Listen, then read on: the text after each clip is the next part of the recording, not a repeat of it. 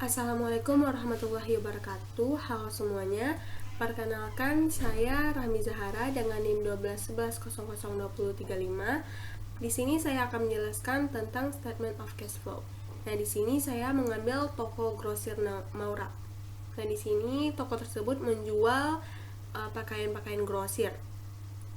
Nah, sebelum kita membahas tentang lebih lanjut cash flow, saya akan menjelaskan dulu apa itu cash flow. Nah, jadi cash flow adalah suatu laporan arus kas yang di dalamnya terdapat pemasukan dan pengeluaran perusahaan dalam periode tertentu. Nah, tujuan dari cash flow itu sendiri adalah untuk memperlihatkan informasi tentang arus kas masuk atau pemasukan dan arus kas keluar atau pengeluaran yang dimiliki oleh sebuah perusahaan dengan lancar. Nah, di dalam cash flow itu ada 3. Yang pertama ada operating activities, yang mana mengacu pada kas yang terdiri dari semua kegiatan operasional. Nah, yang kedua ada investing activities, yang mana diperoleh dari aktivitas investasi perusahaan, penjualan atau pembelian aktivitas tetap. Yang ketiga ada financing activities, yang mana dihasilkan dari penambahan modal perusahaan yang digunakan untuk membiayai sebuah perusahaan. Nah, untuk mencari data operating activities ini ada 2 metode. Yang pertama ada metode direct. Nah, jadi metode direct itu adalah metode yang digunakan untuk mencatat cash flow dengan cara mengelompokkan setiap aktivitas operasi yang kemudian dibagi menjadi beberapa kategori. Nah, yang kedua itu metode indirect. Metode indirect yang digunakan untuk membuat laporan cash flow yang berfokus terhadap adanya perbedaan antara laba bersih dengan arus kas yang berasal dari semua kegiatan operasional. Nah, untuk mendapatkan cash flow itu tentunya kita membuat dari siklus akuntansinya dari awal. Nah, jadi saya menggunakan 2 periode, yang mana bulan September dan Oktober. Untuk mendapatkan data untuk mencari siklus akuntansi bulan September itu tentunya kita membutuhkan posting trial balance dari bulan Agustus.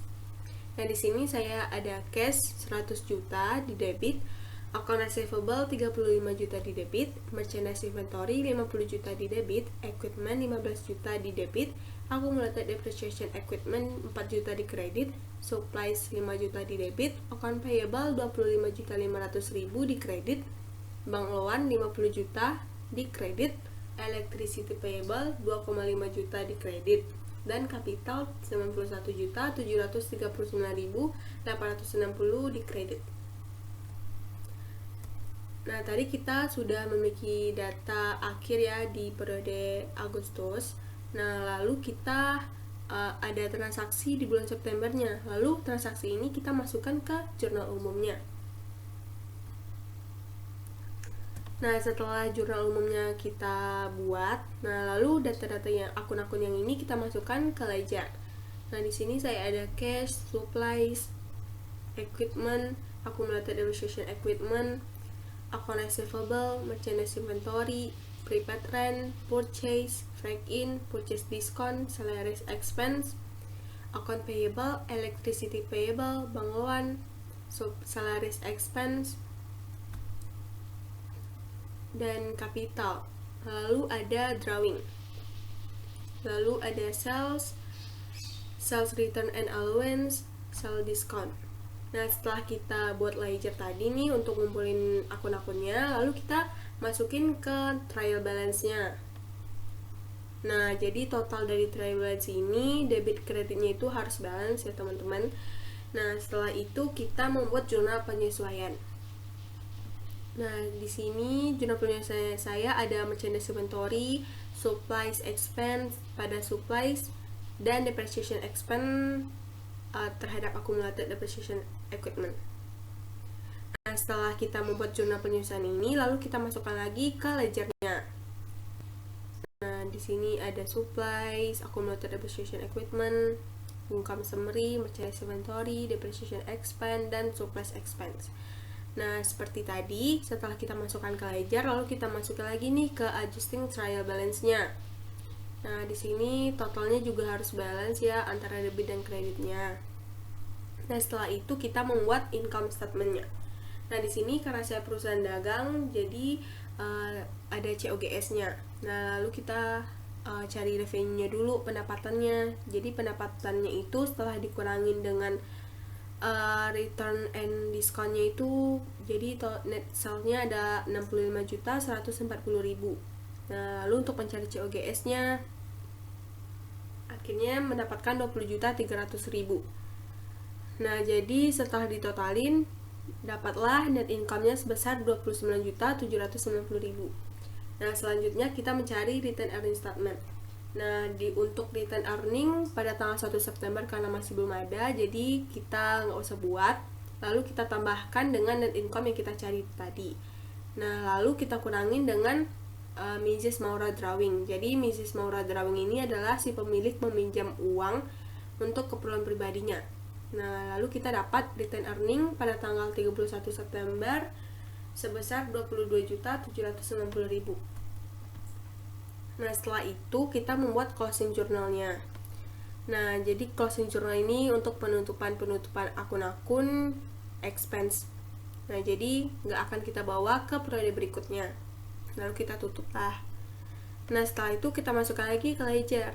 Nah, jadi nanti ada J3-nya, jadi kita masukin. Nah, setelah itu kita post closing trial balance. Nah, setelah kita tutup tadi akun-akun yang expense-nya, jadi di post closing trial balance ini akun expense sudah tidak ada lagi. Nah, post closing trial balance ini akan kita bawa ke periode berikutnya. Nah, ini merupakan jurnal umum periode kedua, yaitu bulan Oktober. Nah, seperti tadi, ini transaksinya sudah saya masukin ke jurnalnya. Nah, setelah itu kita buat ledger, kita kumpulkan kelompokkan akun-akunnya, yaitu ada cash, account receivable, merchandise inventory, prepaid rent, supplies, equipment, electricity expense, account payable, sales return and allowance, purchase discount, sale discount, salaries expense, sales, and return earning. Nah, setelah itu kita masukin ke trial balance-nya. Nah, lalu kita buat lagi jurnal penyesuaiannya. Di sini ada persediaan barang 70 juta, perlengkapan barang yang tersisa 4.280.000 dan penyusutan peralatan sebesar 1 juta rupiah. Nah, kita buat jurnal umumnya. Lalu kita masukin lagi ke ledger. Nah, habis itu kita masukin ke adjusting trial balance-nya. Nah, di sini juga harus balance. Nah, lalu kita membuat income statement. Sama seperti tadi, kita cari revenue-nya, yaitu 63.140.000, COGS-nya 16.130.000. Nah, lalu kita jumlahin dengan operating expense yang juga kita dapat sebesar 10.780.000. Nah, jadi net income yang kita dapatkan di Oktober ini adalah sebesar 36.230.000. Setelah itu kita membuat return earning statement. Nah, tadi kan kita sudah mencari return earning pada bulan Oktobernya. Nah, kita dapat sebesar 22.790.000. Lalu kita tambahkan dengan net income-nya sebesar 36.230.000. Nah, di sini tidak ada pengurangannya. Nah, lalu kita jumlahkan saja. Jadi sehingga kita dapat return earning di bulan Oktober ini sebesar 59.020.000. Nah, kita sudah masuk ke statement of financial position. Nah, di sini ada aset, equity, and liabilities. Aset saya ada dua, yaitu current asset and fixed asset. Current assetnya ada cash sebesar 21.779.860, account receivable-nya 50.700.000, merchandise inventory 65 juta, prepaid rent 45 juta, supplies 7 juta. Totalnya 189.479.860. Nah, di sini fixed assetnya ada accumulated depreciation-nya juga, sehingga totalnya 19.250.000. Nah, di sini equity ada dua, yaitu capital and return earning, dan short term liabilities-nya ada account payable, dan long term-nya ada bank loan. Nah, untuk selanjutnya statement of financial position pada periode kedua, yaitu bulan Oktober. Nah, sama seperti tadi, kita kumpulin yang aset, equity, and liabilities, sehingga dapatlah totalnya 225.959.860. Nah, setelah itu kita akan membuat statement of cash flow. Nah, untuk membuat statement of cash flow ini kita akan membutuhkan data yang statement of financial position yang 2 periodenya, yaitu bulan September dan Oktober. Lalu kita akan membandingkan antara 2 periode ini. Lalu kita juga membutuhkan income statement pada periode kedua, yaitu bulan Oktober. Nah, yang pertama kita akan membahas tentang metode direct dulu. Nah, jadi metode direct ini ada cash flow from operating activities. Yang pertama ada cash received from customer sebesar 26.570.000. Nah, ini kita dapat dari sales ditambah dengan account receivable-nya, yaitu account receivable-nya adalah decrease. Nah, lalu cash payment to supply sebesar 7.870.000, cash payment to employee 3 juta, cash payment for operating expense-nya 8.220.000. Nah, lalu kita jumlahkan sehingga kita dapat net cash provided by operating activity-nya sebesar 13.480.000. Nah, yang kedua ada cash flow from investing activities. Nah, ada kenaikan equipment sebesar 6 juta, penurunan account payable 4 juta, decrease bank loan sebesar 15 juta, lalu kita jumlahkan menjadi negatif 25 juta rupiah. Nah, di sini saya tidak ada financing activities-nya. Lalu kita jumlahkan saja, lalu dapat 11.520.000. Nah, untuk cash at September 30 itu tadi kan kita udah dapat di statement of financial position-nya sebesar 21.779.860. Lalu kita jumlahkan. Nah, jadi kita dapat cash at end of year-nya 10.259.860. Nah, cash at end of year ini harus balance dengan cash di statement of financial position di periode Oktobernya. Nah, selanjutnya kita masuk ke metode indirect. Nah, di metode indirect ini kita buat dulu net income-nya. Net income yang kita ambil itu yang di periode kedua, yaitu sebesar 36.230.000. Nah, lalu kita adjust net income itu dengan yang pertama itu ada operating activities. Nah, di sini ada surplus increase, surplusnya mengalami kenaikan sebesar 3 juta rupiah. Lalu account receivable-nya juga mengalami kenaikan sebesar 14.750.000 dan merchandise inventory mengalami kenaikan juga sebesar 5 juta. Lalu kita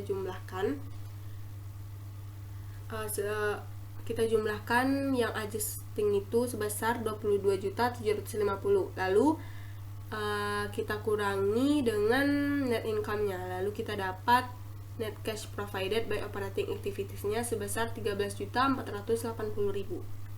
Nah, yang kedua ada cash flow from investing activities. Jadi itu ada kenaikan equipment sebesar 6 juta, penurunan account payable sebesar 4 juta, dan kenaikan bank loan sebesar 15 juta. Nah, kita dapat hasilnya sebesar negatif 25 juta rupiah. Lalu kita jumlahkan menjadi 11.520.000.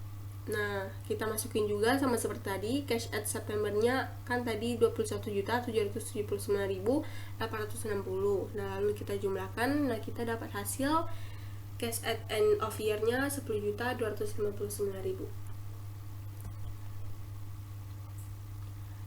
Nah, kita sudah membahas tentang statement of cash flow. Nah, lalu di bulan Oktober ini kita akan tutup jurnalnya.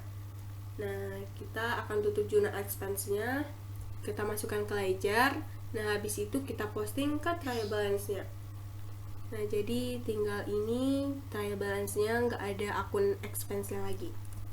Nah, itulah hasil statement of cash flow dari saya. Terima kasih.